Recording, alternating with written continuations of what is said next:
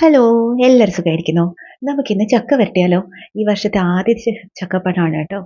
ഇത് പെട്ടെന്ന് തന്നെ ഉണ്ടാക്കിയെടുക്കാൻ പറ്റുന്ന ഒരു റെസിപ്പിയാണ്. ഇതൊക്കെ എല്ലാവർക്കും അറിയായിരിക്കുന്ന റെസിപ്പി ആയിരിക്കും. എങ്കിലും ഞാൻ ഉണ്ടാക്കുന്ന രീതി ഒന്ന് കാണിച്ചു തരാമെന്ന് വെച്ചു. ഇത് എത്ര ചക്ക വേണമെങ്കിലും നമുക്കിങ്ങനെ ഉണ്ടാക്കിയെടുക്കാം. അധികം ഇളക്കി ഇളക്കി കൈയൊന്നും വേദനിക്കില്ല കേട്ടോ. അതുപോലെ വളരെ കുറച്ച് നെയ്യും മതി. അതിന് വേണ്ടിയിട്ട് വേണ്ടത് 2 കപ്പ് ചക്ക അരച്ചെടുത്താണ്. ഞാനിവിടെ കൂഴച്ചക്കയാണ് എടുത്തിരിക്കുന്നത് കേട്ടോ. കൂഴച്ചക്കയാണ് ഒന്നുകൂടി ഈ ചക്ക വരട്ടാൻ എളുപ്പമായിട്ട് എനിക്ക് തോന്നിയിട്ടുള്ളത്. അപ്പോൾ നന്നായിട്ട് അരച്ചെടുക്കുക. എന്നിട്ട് ഒരു ചെറിയ കടായി എടുക്കുക. നോൺ സ്റ്റിക്കിനെ ആണെങ്കിൽ അത്ര നല്ലതാണ്. അതിലേക്ക് 1 ടീസ്പൂൺ നെയ്യ് ഒഴിച്ചു കൊടുക്കുക. അതിലേക്ക് നമ്മൾ ഈ അരച്ച് വെച്ചിരിക്കുന്ന ചക്ക മുഴുവനായിട്ട് തന്നെ നമുക്ക് ചേർത്ത് കൊടുക്കാം. ഇതൊട്ടും തന്നെ നമ്മൾ അടിക്കൊന്നും പിടിക്കാതിരിക്കാൻ വേണ്ടിയിട്ടാണ് നോൺ സ്റ്റിക്കിൻ്റെ പാൻ എടുത്തിരിക്കുന്നത് കേട്ടോ. ഇപ്പം നമ്മൾ അല്ലാത്തൊരു പാത്രം ഇപ്പോൾ അലുമിനിയത്തിൻ്റെയോ അല്ലെങ്കിൽ ഉരുളിയൊക്കെ ആയിട്ട് എടുക്കുകയാണെങ്കിൽ നമുക്ക് നന്നായിട്ടൊന്ന് ഇളക്കി കൊടുക്കേണ്ടി വരും. ഈ നോൺ സ്റ്റിക്കിൻ്റെ പാത്രമാകുമ്പം എപ്പോഴും നമ്മൾ കൈവിടാതെ ഇളക്കിയില്ലെങ്കിലും നമുക്ക് പ്രശ്നമൊന്നുമില്ല. ഇത് കരിഞ്ഞു പിടിക്കുകയോ അടുക്കി പിടിക്കുകയോ ഒന്നും ചെയ്യില്ല. നമുക്ക് നല്ല ഹൈ ഫ്ലെയിമിൽ തന്നെ ചെയ്തെടുക്കാം കേട്ടോ. ഞാനിത് ഹൈ ഫ്ലെയിമിൽ തന്നെയാണ് ചെയ്തിരിക്കുന്നത്. എനിക്കിത് കരിഞ്ഞു പോകുന്ന പ്രശ്നമൊന്നും ഉണ്ടായിട്ടേ ഇല്ല. അപ്പോൾ ഇതിങ്ങനെ ഇതിലേക്ക് ഇട്ട് കൊടുക്കുക. കുറച്ച് നേരം ഒന്ന് വഴറ്റി കൊടുക്കുക, ഒന്ന് ഇളക്കി കൊടുക്കുക. അപ്പോൾ ഇതിൻ്റെ കളറൊക്കെ ഒന്ന് മാറി ഇതൊന്ന് തിളച്ച് വരും. തിളച്ച് വരുമ്പോൾ നമുക്കിതിലേക്ക് മധുരത്തിന് ആവശ്യമായിട്ടുള്ള ശർക്കരപ്പാനിയും ഒക്കെ ചേർത്ത് കൊടുക്കാം. ഇത് പിന്നെ ഇളക്കി കൊടുക്കുമ്പോൾ തന്നെ നമുക്കിതിൻ്റെ കളർ ചേഞ്ച് ചെയ്ത് വരുന്നതായിട്ട് കാണും. നല്ലൊരു ഡാർക്ക് കളറിൽ നിന്ന് ഒരു ചെറിയൊരു ലൈറ്റ് കളർ, ഇതൊന്ന് വെന്തിട്ട് ഒരു ചെറിയ ലൈറ്റ് കളറായി വരുന്നുണ്ട്. അപ്പോൾ നമുക്കതിലേക്ക് 1 ടീസ്പൂണൂടെ നെയ്യ് ചേർത്ത് കൊടുക്കാം. എന്നിട്ട് കുറച്ച് നേരം കൂടെ ഒന്ന് ഇളക്കി കൊടുക്കുക. അതിനുശേഷം നമുക്ക് മധുരത്തിന് വേണ്ടിയിട്ടുള്ള ശർക്കരപ്പാനി ചേർത്ത് കൊടുക്കാം. ഞാനിവിടെ ഒരു 1.5 കപ്പോളം ശർക്കരപ്പാനി മാത്രമേ ചേർത്തിട്ടുള്ളൂ. ഈ നല്ല മധുരമുള്ള ചക്കയായിരുന്നു. കൂട്ടത്തിൽ ഞാനിനിയിപ്പോൾ ഇത് ചക്കയട ഉണ്ടാക്കാൻ വേണ്ടി എടുക്കാനിട്ടാണ്. അന്നേരം ശർക്കരപ്പാനി കൂടുതൽ ചേർക്കുന്നുണ്ട്.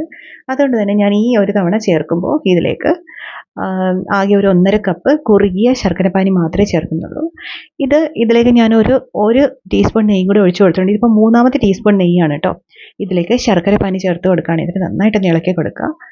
നമുക്കിതിലേക്ക് ഒരു 2 കപ്പ് വരെ ശർക്കരപ്പാനി ചേർത്ത് കൊടുക്കാം, ഓരോരുത്തരുടെയും മധുരത്തിൻ്റെ ഇഷ്ടത്തിനനുസരിച്ച്. ഇപ്പോൾ എനിക്കധികം മധുരം ഞാനിത് ഒത്തിരി നാളത്തേക്കിന് വെക്കുന്നുമില്ല കേട്ടോ. ഇത് ഉടനെ തന്നെ ഉണ്ടാക്കിയെടുക്കാൻ വേണ്ടിയിട്ടാണ്. വളരെ കുറച്ച് ചക്കയല്ലേ ഉള്ളൂ. അപ്പോൾ ഇത് അടുത്ത ദിവസം തന്നെ ചക്കയട ഉണ്ടാക്കാൻ വേണ്ടിയിട്ടാണ്. അപ്പോൾ ഞാനിത് ആ ഒരു രീതിക്കേ എടുക്കുന്നുള്ളൂ. അപ്പോൾ കൂടുതൽ മധുരം അന്നേരം കൂടുതൽ ചേർക്കണം എന്നുള്ളവർക്ക് നമുക്ക് ചേർത്ത് കൊടുക്കാം. അതൊന്നും ഒരു പ്രശ്നമില്ല. ഇനി ഇതിങ്ങനെ ഇളക്കി ഇളക്കി കൊടുത്ത് വരട്ടിയെടുക്കുക. ഇതിപ്പോൾ നോൺ സ്റ്റിക്കിന് ആയതുകൊണ്ട് തന്നെ നമുക്കിങ്ങനെ നമ്മൾ ഈ ഉരുളിയിലൊക്കെ ഉണ്ടാക്കുന്ന പോലെ എപ്പോഴും നമ്മളിങ്ങനെ ഇളക്കി കൊടുത്തോണ്ടിരിക്കേണ്ട ആവശ്യമില്ല. കാരണം അങ്ങനെയുള്ള പാത്രങ്ങളിൽ ഉണ്ടാക്കുമ്പോൾ നമുക്ക് ഇളക്കി കൊടുത്തില്ലെങ്കിൽ പെട്ടെന്ന് തന്നെ ഇത് അടുക്കി പിടിക്കും. ഇതിപ്പോൾ കണ്ടില്ലേ, പെട്ടെന്ന് തന്നെ വരണ്ട് വന്നിട്ടുണ്ട്. ഇതിലേക്ക് നമുക്ക് ഫ്ലേവറിനായിട്ട് ഏലക്ക പൊടിച്ചത് ചേർത്ത് കൊടുക്കാം. ഇത് പഞ്ചസാര കൂട്ടി പൊടിച്ചിരിക്കുന്നതുകൊണ്ടാണ് കേട്ടോ ഈ കളറ്. ഞാനൊരു 2 ടീസ്പൂൺ ഏലക്കപ്പൊടി ചേർത്ത് കൊടുത്തിട്ടുണ്ട്.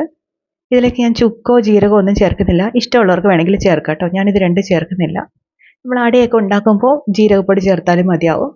ഇതിപ്പോൾ റെഡിയായി വരുന്നുണ്ട്. സൈഡിൽ നിന്നെല്ലാം ഒന്ന് വിട്ട് വന്നിട്ടുണ്ട് കേട്ടോ. ഇതിലേക്ക് നമുക്ക് ഇത് ഒട്ടിപ്പിടിക്കുന്നുണ്ട് അല്ലെങ്കിൽ കുറച്ചുകൂടെ നെയ്യ് വേണം എന്നുള്ളപ്പോൾ മാത്രം നെയ്യ് ചേർത്ത് കൊടുത്താൽ മതിയാവും. 4 അല്ലെങ്കിൽ 5 ടീസ്പൂൺ നെയ്യുടെ മാത്രമേ ആവശ്യം വരുന്നുള്ളൂ. നന്നായിട്ട് നമുക്ക് വരണ്ട് കിട്ടും.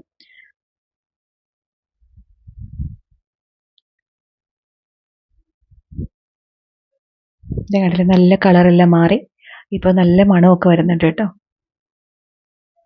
ഇതിപ്പോൾ ഓരോരുത്തരുടെ ഇഷ്ടമാണ്. ഇതിൻ്റെ കൺസിസ്റ്റൻസി എത്ര ആക്കണം എന്നുള്ളത് നിങ്ങളുടെ ഇഷ്ടമാണ്.